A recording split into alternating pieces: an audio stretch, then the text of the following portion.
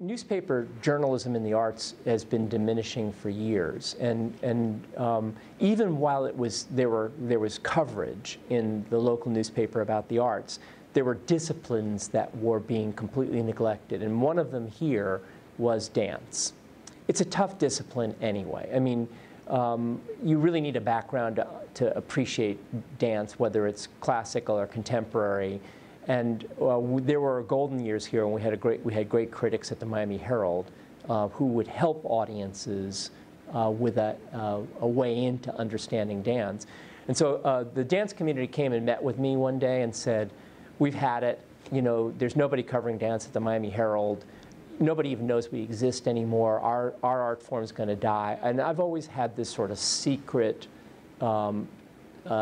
susceptibility to dancers, right? I just admire them for their courage and their athleticism and their elegance.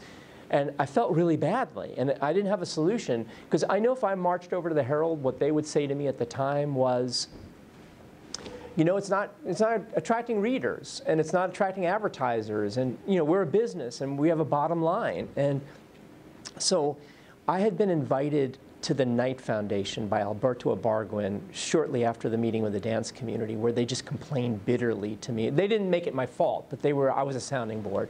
And I was on a Metro Mover going over to Alberto, and I had this idea. And so Alberto was inviting me over to ask me for feedback on the Knight Arts Challenge, which they hadn't launched yet.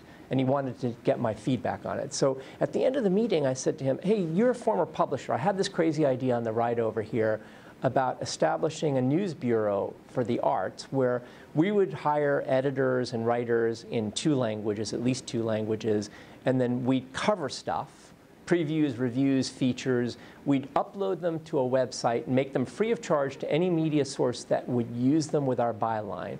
And he said, "I just came back from a publishers conference, and I think this is the most brilliant idea that I've ever heard about arts coverage. I'll fund it."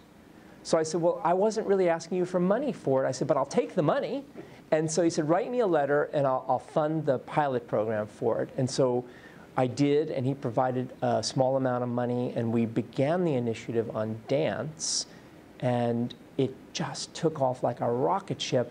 And among the things that I fully did not anticipate when we started Artburst was I did not anticipate that arts groups didn't care whether the coverage got published or not, right? Because they had the coverage, and they used it through social media with audiences and others to create attention for their work. It was great if it got published, but it didn't even need to get published technically, and they use it for grant applications, saying, here's a review of my work, or here's a preview about this artist. And then even more satisfying to me is the arts journalists came to me and said, "You've given us hope for our careers in writing about the arts, because now we actually have somebody who's interested in supporting what we do, and we don't have to go look for other work." And so Artburst took off, and then we went from dance to theater, and we're now in classical music and the visual arts, and it's just been an amazing model for how to sustain arts coverage, you know, in an era where the media is not willing to pay for it. And one of the shocking things that I learned, which you probably know, is that how little arts writers get paid. Oh, yeah. I mean, so I started out with the working assumption that, okay, we're going to have to pay these people like decent amounts of money. So I had a bunch of my influential board members at the time, as I was thinking the idea through, that I shared with them, and they said, "Let's go meet with the editors of the Miami Herald to see if they'd use this. Let's just do a test." So we have a lunch with the publisher and the editors of the Miami Herald, and we're having this whole conversation. They're like, "No brainer, we'll use the stuff. You get it well written and we'll use it." And one of them said, "How much are you paying the writers?" And I said, "I'm thinking $500 a story." And she looked at me and she said, "No way. You pay them $500 a story, we're not using the information." She said, "You're going to screw up the entire ecosystem of how much we're paying writers." And I said, "How could you pay somebody less than $500 to write something?" And she said, "Well, we are." So I actually had to recalibrate how much we were paying writers at the time, because the Herald wouldn't use the coverage if we paid them that much money.